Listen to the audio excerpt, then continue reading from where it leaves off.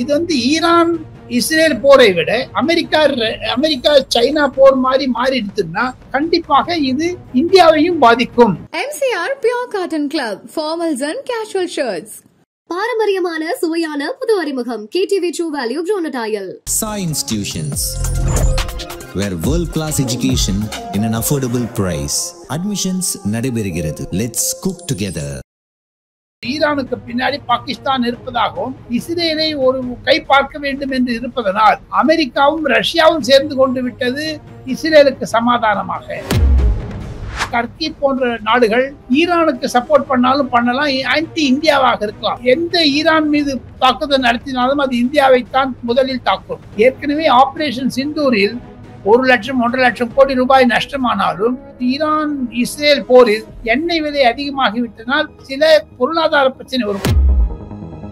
இப்போ இஸ்ரேல பாத்தீங்கன்னா 30,000 இந்தியர்கள் வேலை செய்யறாங்க. ஈரான்ல பாத்தீங்கன்னா நம்ம 1000 மெடிக்கல் ஸ்டூடெண்ட்ஸ் படிக்கிறாங்க. இதனால நம்ம இந்தியா வந்து அந்த ஸ்டூடெண்ட்ஸை கொண்டு வரதுக்கு என்னென்ன மாதிரி நடவடிக்கை எடுத்திருக்காங்க சார்?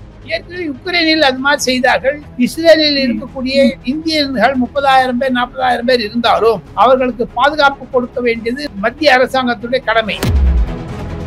இப்போ இந்த இஸ்ரேல் ஈரான் இந்த 2 நாடுகளுக்குள்ளேயே நடக்கிற பிரச்சனையில பாத்தீங்கன்னா இந்த மிடில் ஈஸ்ட் இந்த துபாய் போன்ற நாடுகள்லாம் பாதிப்பை ஏற்படுத்துறது இல்லையா சார்? இஸ்லாமிக் கண்ட்ரிஸ் எல்லாம் சேர்ந்து OICன்னு முதல்ல வச்சிருந்தாங்க, ஆர்கனைசேஷன் ஆஃப் இஸ்லாமிக் கண்ட்ரிஸ். அதெல்லாம் துண்டுபட ஆரம்பித்து விட்டது. இதை வளரவிட்டால் உலக பொருளாதாரத்திற்கு நஷ்டம் வரும் என்று தான் சொல்கிறார்.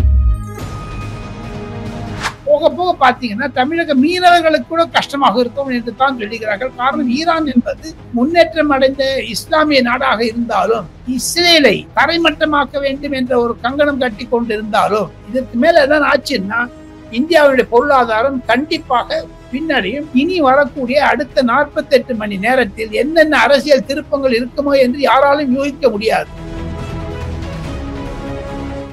சார் வணக்கம் சார். வணக்கம் வணக்கம் வணக்கம் சார். இந்த இஸ்ரேல் ஈரான் 2 நாடுகளுக்கு இடையே வந்து போர் வந்து தொடர்ச்சியா போயிட்டே இருக்கு சார். ஆபரேஷன் ரைசிங் லைன் சொல்லிட்டு இஸ்ரேல் வந்து ஈரானை தாக்கியிருந்தாங்க. ஈரான் இப்போ பதிலுக்கு தாக்கி இருக்காங்க. இதை நீங்க எப்படி பாக்குறீங்க சார்? இந்த போரால மற்ற நாடுகளுக்கு என்னென்ன மாதிரி பாதிப்புகளை ஏற்படுத்தும் சார்? டொனால்ட் ட்ரம்ப் அவர்கள் அமெரிக்க அதிபர் திடுதிப்பென்று G7 கனடா மாநாட்டிலிருந்து அமெரிக்கா திரும்பி விட்டார். இஸ்ரேல் ஈரான் போரை நிறுத்துவதற்காக சீஸ்ஃபயர் தருகிறேன் என்று சமாதான முயற்சியில் ஈடுபட்டிருக்கிறார். அதனால்தான் அவருடைய அயல்நாட்டு சுற்றுப்பயணத்தை முடித்துக் கொண்டு சென்று விட்டார். எது இருப்பினும் ஈரான் கண்டிப்பாக அனுதாபங்களை பெற வேண்டும் இஸ்ரேல் தாக்குதல் மூலமாக. நேற்று கூட பல இடங்களில் ஈரான் மீது தாக்குதல் நடத்தினார்கள். எது இருப்பினும் உலக பிரச்சனையாகிவிட்டது. இது உலக போராகிவிடக் கூடாது என்பதற்காகத்தான் பல முன்னேற்றம் அடைந்த நாடுகள், developed countries, America, Russia, China போன்றவர்கள் எல்லாம் சொல்லுகிறார்கள். இருப்பினும் சைனா இதனுடைய பின்னாடி, அதாவது ஈரானுக்கு பின்னாடி பாகிஸ்தான் இருப்பதாகவும் இஸ்ரேலை ஒரு கை பார்க்க வேண்டும் என்று இருப்பதனால் அமெரிக்காவும் ரஷ்யாவும் சேர்ந்து கொண்டு விட்டது இஸ்ரேலுக்கு சமாதானமாக. ஆக மொத்தம் இந்த போர் 5 நாட்களாக நடக்கக்கூடிய போர் கூடிய விரைவில் முடிவுக்கு கொண்டு வரவில்லை என்றால் கண்டிப்பாக இது ஒரு மிக திருப்பத்தில் கொண்டு முடியும். போக போக பாத்தீங்கன்னா இது ஒரு டெட்லி கான்ஃபிளிக்டா தான் பார்க்க முடியுதுங்க. வரக்கூடிய நாட்கள்ல இந்த குரூப் ஆஃப் 7 மீட்டிங்ல கூட நரேந்திர மோடி சொல்லி இருக்கிறாரு 2 சமாதானமா போக வேண்டும் என்று. ஆனால் இஸ்ரேலுடைய பிரதமர் நெதன்யாகு வந்து சொல்றாரு ஜி ஸ்டேட்டா இருக்கக்கூடியதெல்லாம் நாங்க அஃபென்சிவ், நாங்க போராடுவோம், எங்களுக்கு எதிர்த்தாக செய்கிறார்கள் என்றெல்லாம் ஒரு புகாரை ஈரான் மீது சொல்லுகிறார்கள். இதன் மூலமாக உலகத்தில் கேஸ் பிரச்சனை, பெட்ரோல் பிரச்சனை வரக்கூடும். இந்தியாவிற்கு அதிகமான ஒரு பாதகங்கள் ஏற்படும், இன்னல்களை கொண்டு விட முடியும் ஈரானால். இதுதான் ஒரு திருப்பு முனையாக இருக்கிறது. எது இருப்பினும் பிரதமர் நரேந்திர மோடியினுடைய சைப்ரஸ் விசிட்டிலிருந்து கண்டிப்பாக டர்க்கி போன்ற நாடுகள் ஈரானுக்கு சப்போர்ட் பண்ணாலும் பண்ணலாம், ஆன்டி இந்தியாவாக இருக்கலாம். இதை நாம் மிக மிக பொறுப்புடன் கண்டிப்பாக எந்த ஈரான் மீது தாக்குதல் நடத்தினாலும் அது இந்தியாவைத்தான் முதலில் தாக்கும். லிக்விஃபைட் கேஸ், பெட்ரோல், இதுக்கெல்லாம் விலை அதிகமா போயிடும். அது இந்திய பொருளாதாரத்தை பாதிக்கும். இந்திய பொருளாதாரம் வரக்கூடிய இந்திய நாடு வல்லரசு நாடாகி உலக பொருளாதாரத்தில் 3வது இடத்தை ஜெர்மனி, ஜப்பானை விட நாம் முந்தி கொண்டு விட்டோம். ஆனால் ஏற்கனவே ஆபரேஷன் சிந்தூரில் 1 லட்சம் 1.5 லட்சம் கோடி ரூபாய் நஷ்டமானாலும் இது மாதிரி ஈரான் இஸ்ரேல் போரில் எண்ணெய் விலை அதிகமாகிவிட்டனால் சில பொருளாதார பிரச்சனை வரும். ஆக மொத்தம் நரேந்திர மோடி அவர்கள் கூட ஈரானுடனும் இஸ்ரேலுடன் பேசி இந்த சமாதானத்தை கொண்டு வருவார்கள் என்றுதான் நினைக்கிறார்கள். இன்னும் 48 மணி நேரத்தில் இந்த போர் நிறுத்தப்படும் என்றுதான் டெல்லியில் பல டிப்ளமேட்டிக் சர்க்கிள்ஸ், தூதுவர்கள் அளவில் பேசிக் கொள்ளுகிறார்கள். இப்போ இஸ்ரேலில் பார்த்தீங்கன்னா 30,000 இந்தியர்கள் வேலை செய்கிறாங்க. ஈரானில் பார்த்தீங்கன்னா நம்ம 1000 மெடிக்கல் ஸ்டூடெண்ட்ஸ் படிக்கிறாங்க. இதனால நம்ம இந்தியா வந்து அந்த ஸ்டூடெண்ட்ஸை கொண்டு வரதுக்கு என்னென்ன மாதிரி நடவடிக்கை எடுத்திருக்காங்க சார்? ஏற்கனவே யுக்ரைனில் அது மாதிரி செய்தார்கள். இந்திய மாணவர்கள் பலர், தமிழர் மாணவர்கள் கூட 700 பேர் இருப்பதாக தென்னிந்தியாவில் கேள்விப்படுகிறேன். இவர்களெல்லாம் அலாக்காக எடுத்து கொண்டு வருவதற்காக இந்தியன் ஏர்ஃபோர்ஸ் பிளேன் கூட ஈரானுக்கு செல்வதாகவும் நான் கேள்விப்படுகிறேன்.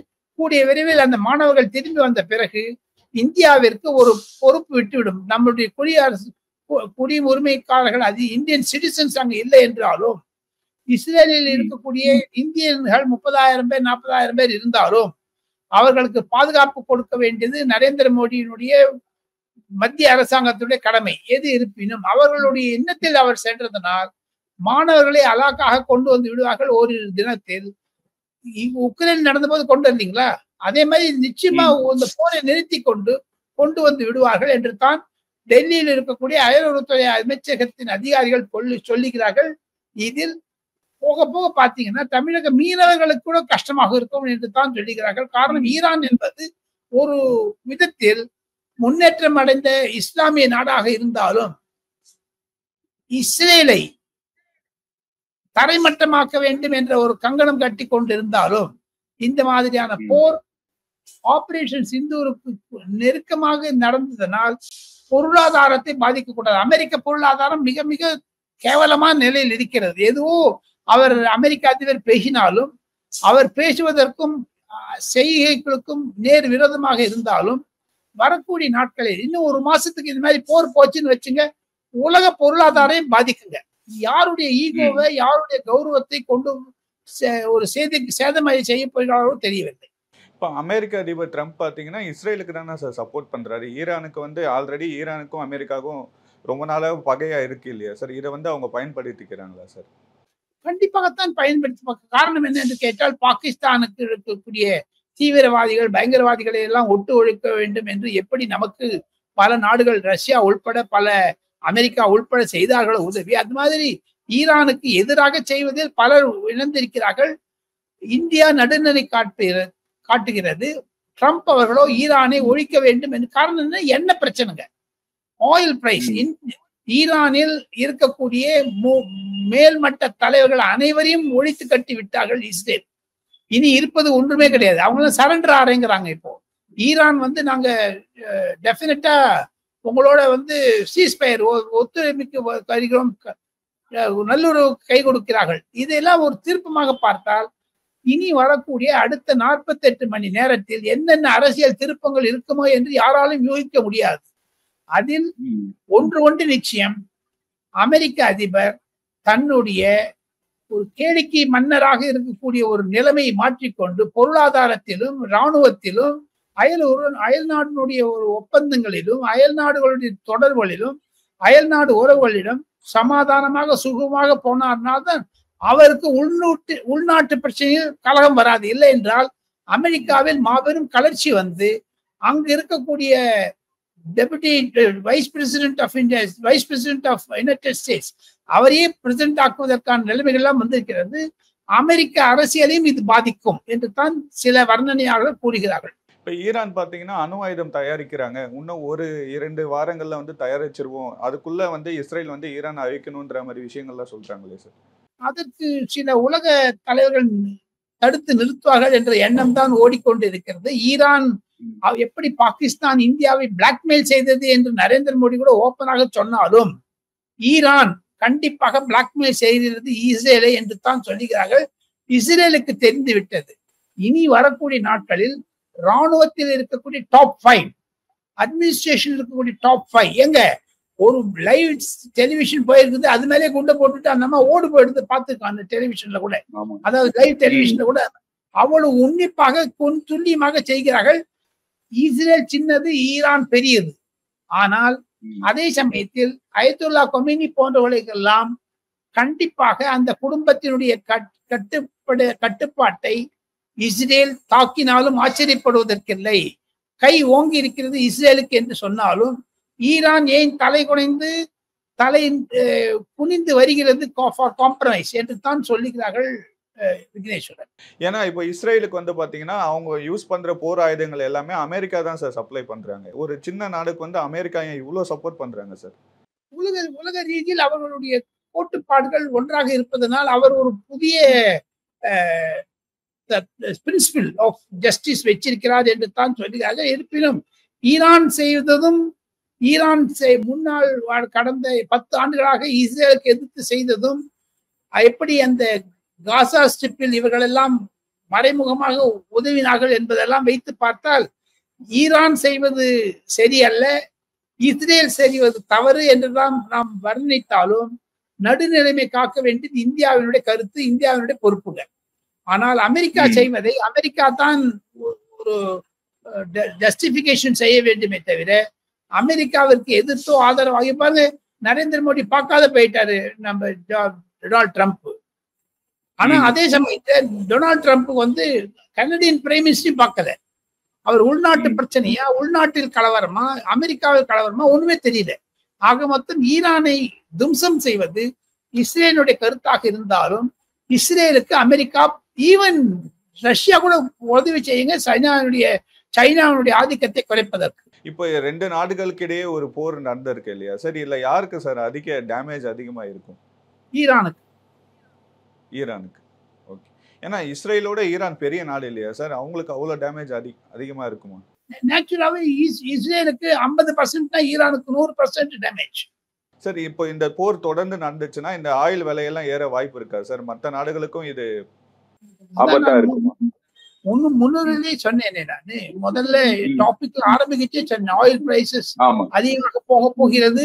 அதை நாம் எப்படி எதிர்கொள்ள போகிறோம் என்று தெரியவில்லை. இருப்பினும் ஆயில் பிரைசஸ் ஒன்று நிச்சயங்க, இந்தியாவுக்கு எது இருந்தாலும் இந்திய பொருளாதாரம் பின்னடங்கி ஆகிடும். இப்ப பாருங்க, இந்தியன் ரிஃபைனரிஸ் எல்லாம் எல்லாரும் ஒரு யோசனை பண்ணிட்டு இருக்காங்க. வெஸ்ட் ஆப்பிரிக்கன் நேஷன்ஸோட சேர்ந்துட்டு ஆல்டர்னேட் எனர்ஜியை கொண்டு வரலாமான்னு யோசிச்சுட்டு இருக்காங்க. ஆல்டர்னேட் எனர்ஜின்னா இப்போ குளோபல் ஆயில் கேஸ் டிரான்சிட் பண்ணக்கூடிய இடங்கள்லாம் பாத்தீங்கன்னா 40% மேல இந்தியா க்ரூட் இம்போர்ட் பண்றாங்க. 54% LNG liquefied natural gas import பண்றாங்க. இதெல்லாம் வச்சு பாத்தீங்கன்னா ஓவரால் அந்த கப்பல் மூலமாக வருவது ஒரு மாதத்திற்கு மேலானாலும் 1 மாதத்து ஸ்டாக் இந்தியாவிடம் இருக்கிறது. இதற்கு மேல எதாவது ஆச்சுன்னா இந்தியாவுடைய பொருளாதாரம் கண்டிப்பாக பின்னடையும். அதையெல்லாம் மனதில் கொண்டுதான் இந்தியா அணுகுமுறை செய்யும். அதையெல்லாம் மனதில் கொண்டுதான் அமெரிக்காவும் அணுகுமுறை செய்யும். அதற்கு வைத்துத்தான் இஸ்ரேல் ஈரான் சண்டை நாளையோ நாளை மறுநாளோ நிறுத்தி வைக்கப்படும் என்று சொல்லுகிறார்கள். இப்போ ஈரான் பாத்தீங்கன்னா அமெரிக்க அதிபர் டொனால்ட் ட்ரம்ப் வந்து கொலை பண்றதா ஒரு விஷயம் எல்லாம் சொல்றாங்களே சார், இது உண்மைதானா? கொலை பண்ண முயற்சி பண்றாங்கன்றாங்க. எது இருந்தாலும் அமெரிக்க அதிபருக்கு உயிருக்கு ஆபத்து இருக்கத்தான் செய்யும். பல அமெரிக்க அதிபர்கள் கென்னடி உள்பட பலர் மரணம் அடைந்திருக்கிறார்கள் துப்பாக்கி சூட்டினால். ஏற்கனவே ட்ரம்ப் 2-3 தடவை அட்டம் பண்ணியிருக்காங்க எலெக்ஷன் டயத்திலேயே கூட. அவர் வந்து ஒரு புரட்சியாளராக இருந்தாலும் சரி, அவர் ஒரு கேளிக்கை மன்னராக ஒரு நாடகம் அடித்தாலும் அவர் ஒரு இங்கிலீஷ் ஒயிட் மென்னை ப்ரொடெக்ட் பண்றதுக்கு கிளம்பி இருப்பாங்கன்னு ஒரு விதமான புயல் அவரை சோங்கி வீசுகிறது. அது யாரும் இல்லை என்று சொல்ல முடியவில்லை. அமெரிக்காவில் ட்ரம்ப் வந்து ஒரு ஹீரோவாகத்தான் கருதுகிறார்கள். காரணம், அமெரிக்கர்களை நான் பாதுகாப்பேன் என்று அலம்பிக்க எல்லாம் மைக்ரன்ஸ் எல்லாம் வெளில போஞ்சு விட்டார், இன்க்ளூடிங் இந்தியா. ஹார்வர்ட் யூனிவர்சிட்டி மூடிட்டார். தடால்னு செய்கிறார்கள். பொறுத்திருந்துதான் பார்க்க வேண்டும். ஏன்னா இப்ப இஸ்ரேல் வந்து அணு ஆயுதம் இருக்குன்ற மாதிரி அவங்க கிட்ட சொல்லி இருக்காங்க. இப்ப ஈரான் வந்து டெஸ்ட் பண்ணிட்டு இருக்காங்க இல்லையா சார்? இது ஒரு அணு ஆயுத போரா மாற வாய்ப்பு இருக்குமா? இருக்காது. அதெல்லாம் வேர்ல்டு லிஸ்ட் சேர்ந்து நிறுத்திடுவாங்க. இப்ப இந்தியாவுக்கு பாகிஸ்தானுக்கு இருந்துங்களா? இல்லையே. அது புரிஞ்சுடுவாங்க. இந்த காலத்துல வார் வந்து ட்ரோன் மூலமாகவும் ஆகாயத்தில் தான் வார் நடக்கிறதே தவிர மின் மாதிரி ஒரு ஆர்மி டு ஆர்மி கிடையவே கிடையாது. இப்பெல்லாம் ஏர்போர்ட்ஸ் தான் ஸ்கைல தான் ஒரு ஸ்பேஸ்ல தான் பண்றாங்க. அதை வைத்து பார்த்தால் இஸ்ரேலிடம் அந்த ஸ்பேஸ் டெக்னாலஜி அதிகமாக இருக்கிறது. ஈரானிடம் அதிகமாக இருந்தாலும் ஈரானிடம் பணம் அதிகமாக புழக்கம் இருக்கிறது. அதெல்லாம் நெகட்டிவா பண்ணணும் தான் பார்த்துருக்காங்க. எவ்வளவு உன்னியமாக துல்லியமாக ட்ரோன் மூலமா அட்டாக் பண்ணிருக்காங்க பாருங்க இஸ்ரேல். ஈரானும் பண்ணுதுங்க இஸ்ரேல் மீது. இஸ்ரேல பாதி சாப்பிட்டுட்டாங்க. இருந்தாலும் இஸ்ரேலுடைய டிஃபென்ஸுடைய ஆதிக்கம் அதிகமாக இருப்பதனால் சின்ன நாடுங்க அதை போய் இவ்வளவு பண்பு பண்ணுதான்னு இருக்கும். போக போது அந்த நெத்தன்யாஹுவுக்கு மேல் இஸ்ரேலிலேயே அவருக்கு எதிர்த்து பலர் கோஷம் எழுப்புகிறார்கள். இந்தியாவில் சென்று இருக்கக்கூடிய 30,000-40,000 பேர்களுக்கு அவர்கள் சாதகமாக இருக்கிறாரா பாதகமாக இருக்கிறாரா என்று தெரியாவிட்டாலும் இஸ்ரேலுக்கும் தமிழ்நாட்டிற்கும் கூட சில தொழில் உறவுகள் பொருள் உறவுகள் இருக்கத்தான் செய்கிறது.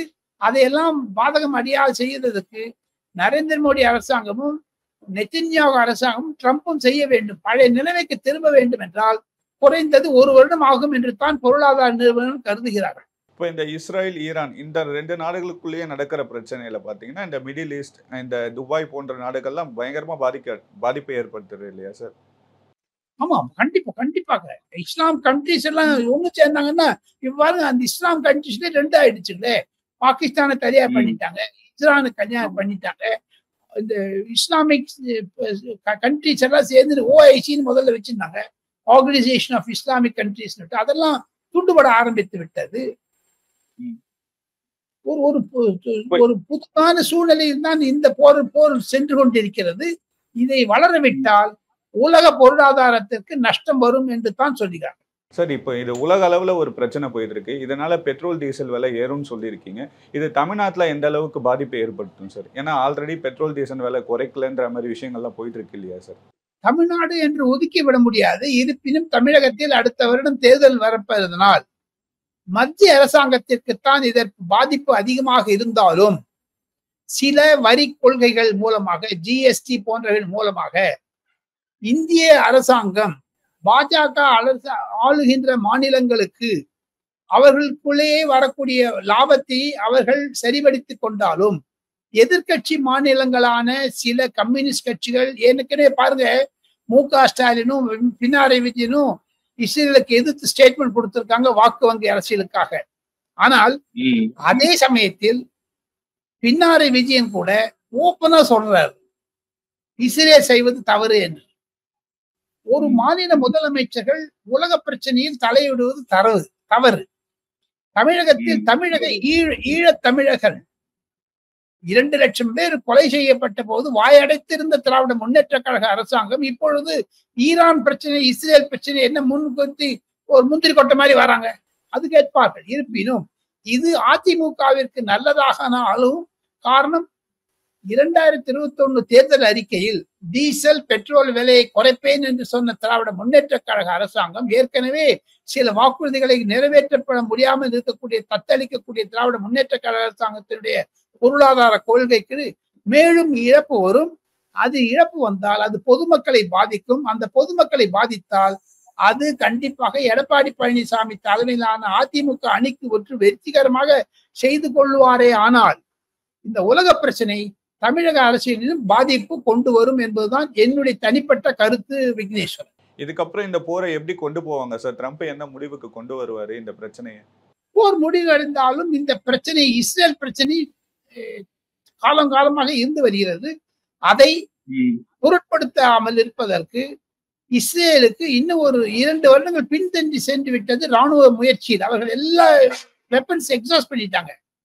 இனிமே வெளில இருந்து வாங்கி ஆகணும். அமெரிக்கா உதவி பண்றேன்னு சொல்லியிருக்காங்க. அமெரிக்கா உதவி பண்ணிச்சுன்னா அது ஓப்பன் வார் ஆயிடும். சைனா பின்னாடி வந்துடும் ஈரானுக்கு. ஸோ கான்ஃபிளிக்ட் 2 சைடுமே வரும். இது ஈரான் இஸ்ரேல் போரை விட அமெரிக்கா சைனா போர் மாதிரி மாறிடுச்சுன்னா கண்டிப்பாக இது இந்தியாவையும் பாதிக்கும்.